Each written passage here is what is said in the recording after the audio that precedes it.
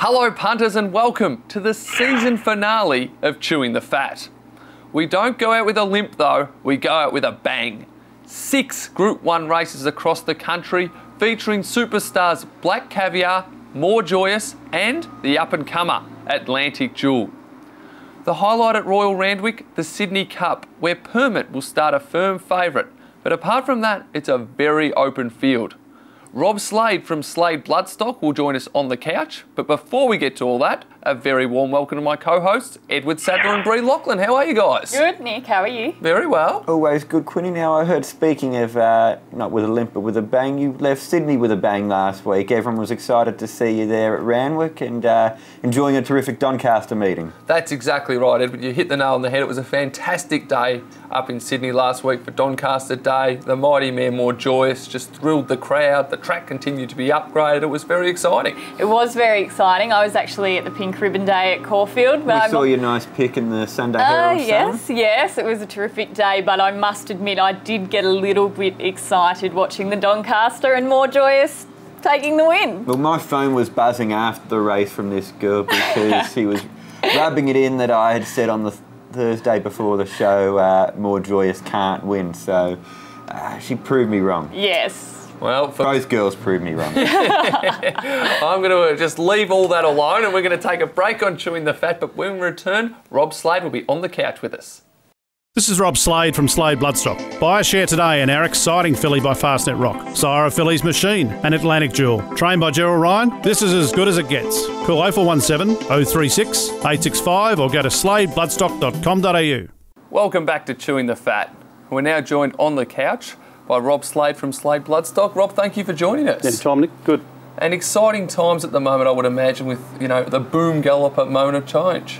Yeah, look, he's pretty exciting. He's only had the 6 starts, as you know. He's just gone out for a break now. And, yeah, he's always shown Peter a lot of ability. And, you know, we're a bit stiff in Sydney. We've got the wet tracks up there, which he didn't really handle as good as... he got through the one at Rosehill just, but when he went to Randwick, he just didn't handle it at all in the Guineas. So the idea was to get him back to Melbourne and get him on a dry track and give him a kill and stick him out in the paddock and bring him back for the spring. And certainly we achieved that. He ran terrific, as you saw at Caulfield, and 60 kilos and ran 1.19 outside exceeding Excel's track record. So you do the maths, you know, he's going to be a pretty exciting horse in the spring, I think. We don't like bagging jockeys on this show. We love our jockeys, but I think it's safe to say that he was the victim of some pilot error up in Sydney, which probably didn't do his chances any good. Well, I get on pretty good with Blake Shim, but if I saw him at Randwick, I was going to ask him if he should have been in Melbourne for the Grand Prix. Yeah. Moment of change for those who might not have missed the race. Blake went very hard on him. Yeah, look, it can happen. Look, he was a bit fresh too, the horse, you know, to be fair on Blake. First up from a break, and as you know, horses get a bit fresh and everything else, and he was on the day, feeling pretty good in himself. But they ran can't think of the time, they were in 108.99. I think it was 0.39 outside the track record. The first 600 was running 34. Second 635, so if he, you know, the maths, if he, you know, it's a second for, you know, it's 6 lengths, so if he runs half of that, he wins by a length rather than being beaten by 2. So he ran terrific first up at Warwick Farm, and we knew then that he was as good as, you know, all those Sydney 3-year-olds at the time, and anyone else, but just didn't pan out that run. And then he ran terrific second up at Rosehill in the Hobartville. Unsuitable track, inside was the worst part of the ground, yet he had the audacity to stick his nose in front of the 300 to the 200, and bit of a scrimmage late, as we all know, in the protest that happened, and he got knocked into the, you know, the inferior ground. The margin wouldn't have been as much had that not happened. So look, he ran out of his skin really in those 2 runs. Look, he's probably whether he gets further than a mile, who knows? But he's certainly got 2,000 metre winners through his family, so it'll be a test for him. But look, he's obviously going to be a very good miler. So anything up around 1,400 or a mile, you know, Vic Health, the old Vic Health Cup, Turek Handicap, maybe the Emirates, those sort of races.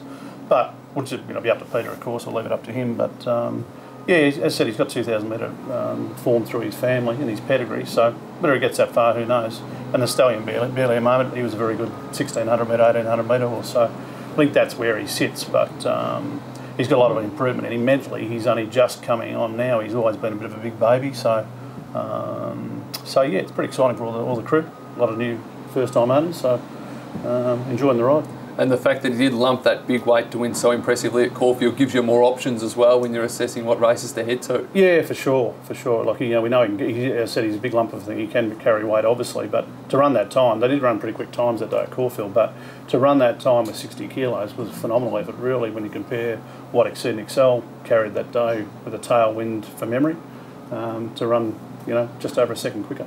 And just looking back at how Slade Bloodstock sort of all started up, how did you split an account and how did you decide to get into racehorse syndication? Yeah, I always followed the horses. I played football and cricket as a younger bloke, and always followed the horses. Dad was a bit of a punter, not massive, but he always just followed the horses. Form guide was on the table every morning and scratchings and everything else, and we used to go to the races a bit and sort of always had a bit of a love of the game and interest. So when I sort of gave footy and cricket away and sort of get involved in mid-90s, early 90s, got involved in a couple of shares in horses, sort of whetted the appetite a bit.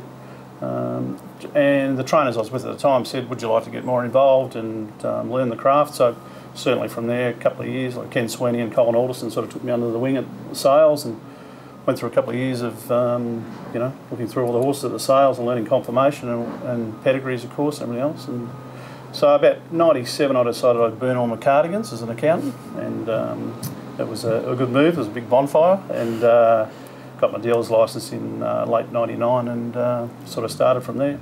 Started slowly, you know, you buy horses initially and, you know, when you're kicking off, you're, you know, buying cheaper horses and everything else, and had a range of trainers, and then had a couple with Lee Friedman, and around about 2002, we were with Lee at Caulfield, and he just set up a new property at Morphettville, and he gave us a tour one night and said, come down, I've been thinking about how we can, you know, ramp you guys up and everything else, and that was by 2-year-old types, more precocious.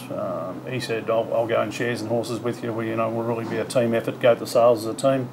And the first year, of course, was a Linky. So, and as well that year we had Shoot. It was a very good horse, much maligned. He only won the one race, funnily enough, but ran fourth in the Caulfield Guineas.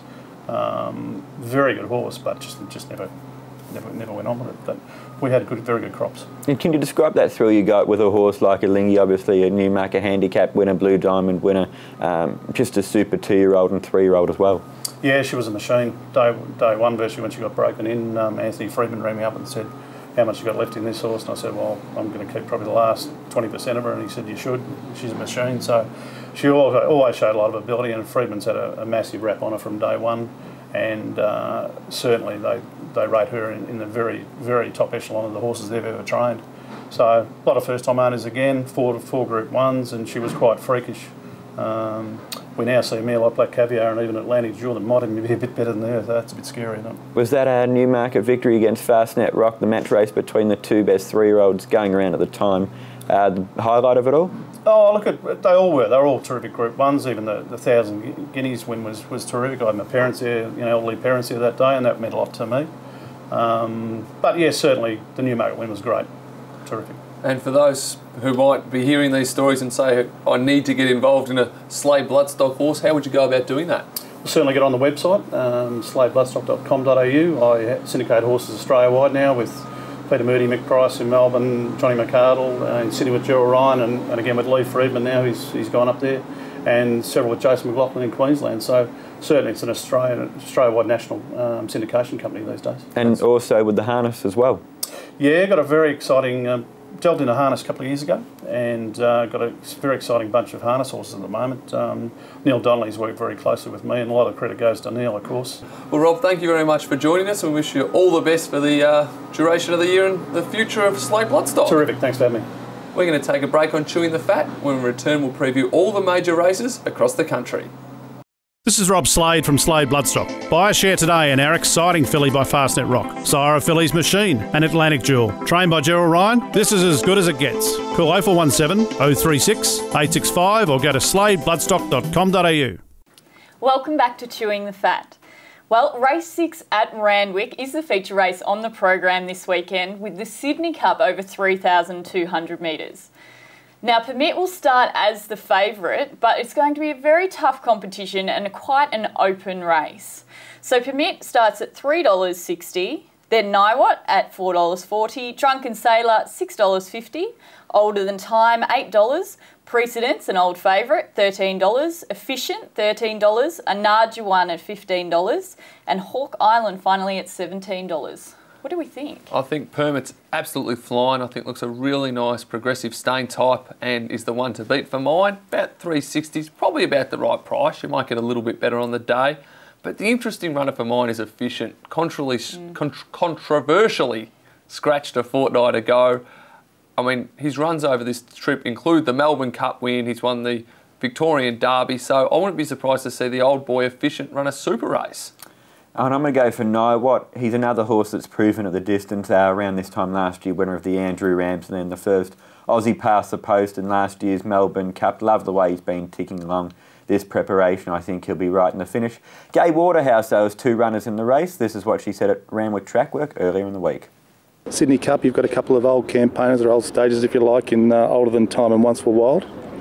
Yes, both have got great chances. I've taken the blinkers off Once Were Wild. She went a bit keen in the Chairman's, and I was a bit disappointed with her. I thought she'd win the race. So I think changing the gear might just really get her to relax, because that's what I wanted to do. Can you separate those two? Oh yes, Older Than Time. She's been consistent from day one. And recapping our selections there, so Nick, you're going with Permit, same as me. Lovely. So we're going with the favourite. Edward, you're going with Niwot. Niwot second elect in the race, but first past the post, I think, on Saturday. Yeah. Well, race 7 at Randwick is the Queen Elizabeth Stakes. Now, this is one of the biggest races over the autumn, including Managar, Americain, and last week's Doncaster Mile winner, More Joyous. What a race. It's a cracking race. It's a fantastic day to conclude the Randwick Carnival.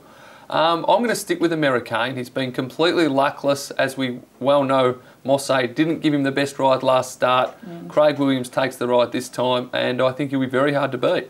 If you can't beat them, join them, they say, and I've been tipping against Managar for most of this preparation, and he's proved me wrong each time. So I'm going to jump on the Managar bandwagon.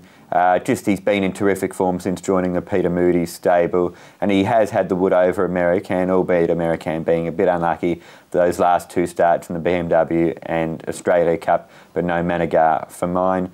This is what Lizzie Jeffs, David Hayes stable foreman in Sydney, had to say about Americain. It's a big day for the stable. Saturday, Americain steps out in the Queen Elizabeth. How's the work been for him this week? His work's been very good. He had a strong bit of work on Saturday morning, but unfortunately we couldn't see it because it was very foggy. But Mark Newman, who rode Gay's Gallop partner, and Chad Schofield, who rode Americain, reported that everything was very good and he worked very strongly. Dropping back in distance this week, is that any concern for you? I mean, he hasn't won over 2,000, or Group 1 over 2,000, but he seemed to freshen up, and he seemed to look well, and he seems to have done everything right. So I can't see why he can't figure in a finish in a 2,000. His campaign this year, is this his grand final coming up this Saturday? That will have to be decided by the owners and David, but at this stage, this is his grand final for Sydney, yes. Okay, recapping our selections there. Nick, Americain for you. Never would have guessed.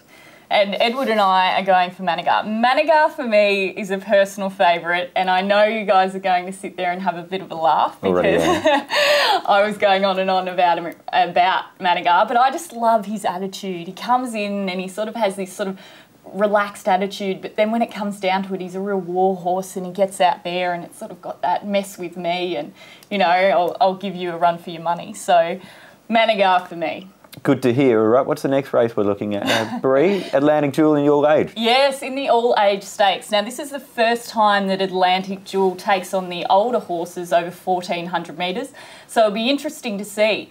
Do you think anyone can beat her? No, I don't. I think she's probably going to win just as impressively as she did last start. There's going to be plenty of speed in the race with Rain Affair sure to ensure a genuine tempo. I think Atlantic Jewel will sit off them and win very similarly to how Black Caviar's been winning. She was just spectacular last time in the Sapphire Stakes, wasn't she, Atlantic Jewel? Taking on the older horses, and this is a much better field than what she did take on last time, but she's just an outstanding horse. I've probably got her as number 2 in the country behind Black Caviar, so I think she should be hard to beat. Ron Quinton in this race, though, does have Of Course I Can. Here's what he had to say. Of Course I Can's been in fantastic form and goes around in the all-aged. Yep, she's in good form too. She's had a 3-week break between runs since the Queen of the Turf, which she didn't have much joy in the straight. She had some traffic problems, and but she's in good form. And look, at weight for age, different kettle of fish to what she's been running in. But this will be her last run before she has a break or goes to stud. So no, we're looking forward to the race, and it depends on what the opposition comes up, whether Mark Kavanagh's filly runs in that or something else. So we'll just have to wait and see. So wrapping up our selections there, we are all sparkling for this one with Atlantic Jewel. Well, finally, the Champagne Stakes at Randwick over 1,600 metres, and this is the final leg of the Triple Crown series. Now, can Piero take out the Triple Crown, Nick? I sure hope not, because he sent me broke in the process. I was on Samariti and Snitzel in the slipper and Piero won. I had my week's wagered all too hard and Piero won, so I can't jump on now. I've got to try and find one to beat him, and the one I've settled on is Dear Demi. Very impressive last Saturday. Clary Connor said after the race, next week's her grand final, in reference to Saturday, so I reckon Dear Demi can cause a boil over. And Piero, as you mentioned, has just been terrific this campaign. He's a standout 2-year-old, no doubt, and I think he should be hard to beat. This is what Gay had to say about Piero, and also James McDonald, who rides Nick's pick, Dear Demi. Piero going for that juvenile Triple Crown. It was done by Dance Hero that you trained some years ago. Yes, I did. Dance Hero won about 8 or 9 years ago, and he was the dominant horse. But Dance Hero, the difference, of course, Dance Hero was a gelding, Piero's a colt. I went close with Sebring 4 years ago.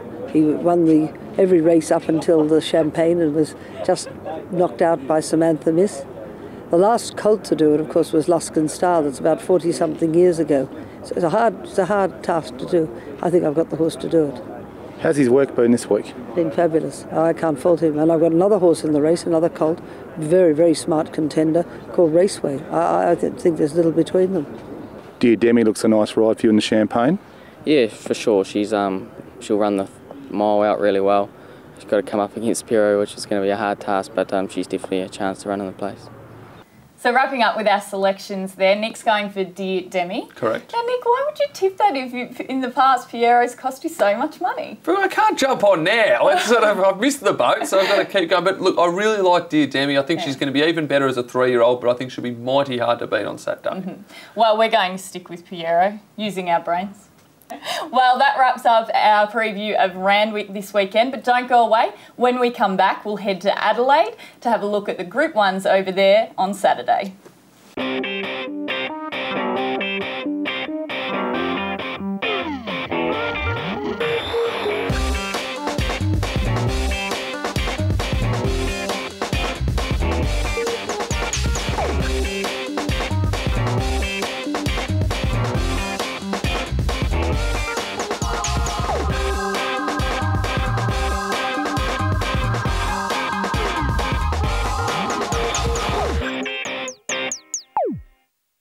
Welcome back to Chewing the Fat. Well, all eyes will be on Morphettville this Saturday as world champion sprinter Black Caviar returns to the track and attempts to take out her 20th straight win from as many starts in the Sporting Bet Classic. So looking here at the markets, Black Caviar is starting at an enormous $1.04. Lone Rock at $17, Valentine Miss at $26 and Sistine Angel at $31. I think it's safe to say that Black Caviar will be winning, and this race is to be enjoyed and not invested on. I don't think there's any point trying to even find value in the trifectas or the quinellas. Just sit back, watch the mighty Black Caviar win her 20th race and cheer her home. Don't have much more to add. You're just watching history in the making really every time she races. She's something special. I mean, every generation seems to have a champion. The baby boomers had Turek. If you grew up in the 80s, you had Kingston Town, and I think our generation's horse is Black Caviar. So sit back and enjoy it. It's going to be a terrific couple of races she's got in Adelaide before heading over to Ascot. Well said. So yes, I'm also going for Black Caviar. I mean, it's really the obvious choice, and it would be cheeky of me to put my best bet as Black Caviar, which I'm not doing. For me, I've been really lucky being the face of Caulfield over this year and having Black Caviar, all the hype, and it's just so wonderful to watch. And when you're around her, she really is an inspiration. She has such a great approach to everything. So I can't wait to see how she goes when she heads overseas. Absolutely, no, it would be fantastic. The other Group 1 race in Adelaide is the Schweppes Oaks over 2,000 metres. Now, Bart Cummings' horse Empress Rock is the favourite here, but I don't know, I think this is quite an open race. Yeah, I agree it's an open race. I've got Empress Rock on top. She's done nothing wrong this campaign. We know how brilliant Bart is with his all-stain types, but particularly the girls. But two horses I'm very much looking forward to seeing, and I wouldn't be stunned if they broke their maiden status in a Group 1, is Shani Rose and GIO. The Mick Ken horse and the Aladdin Zara horse, both these horses have been flashing home, very unlucky. So at big odds, I'd be more than happy to have $1 or $2 each way on those two. And I like Miss Jones. She's been ticking along quite nicely. Like to run Moonee Valley over a month ago. She's had a freshen up since then when she finished behind Empress Rock. 2,000 metres should definitely suit, and I think she'll be right in the finish in what is a pretty open race. Well, I'm going for an outsider here. I'm going with Spell Dancer. Oh, $81 I think. Yes, it is. It could almost be my roughie, but I've actually got another one pegged for that. So recapping our selections there. Nick, you're going for Empress Rock, the favourite.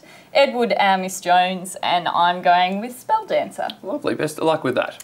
Well, that wraps up our preview of the racing action this weekend, but don't go away. When we return, we'll get you a winner for this weekend.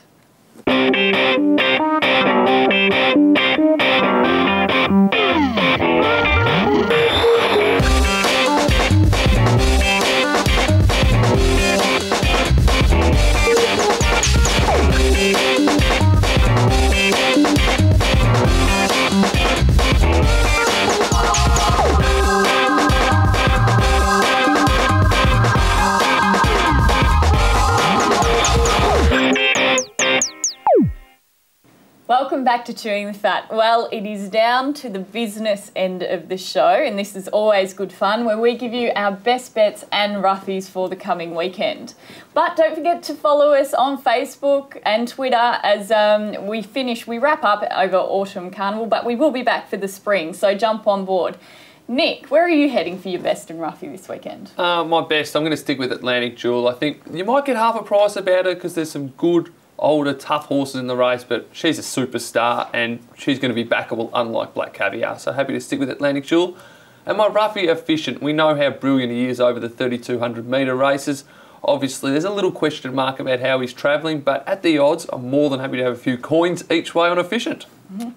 And I'm in Nick's corner with Atlantic Jewel. She's far and away the best bet of the day. I think also you should take her in a double with Pierre. I think they're two certainties, and I'd be very surprised if one of them got beaten. And my roughie, I'm going to go for Next to Nix in the Sydney Cup. Finished fairly close behind Older Than Time and also Permit Last Start, and they're two of the more fancied runners in the race. So I'm going to go for Next to Nix as my roughie for the day. Right. Well, I'm heading to Caulfield, race 6, number 5 for my best bet. And my roughie, I'm going to Sale on Sunday. Something a little bit different. Race 6, number 5, Unloved.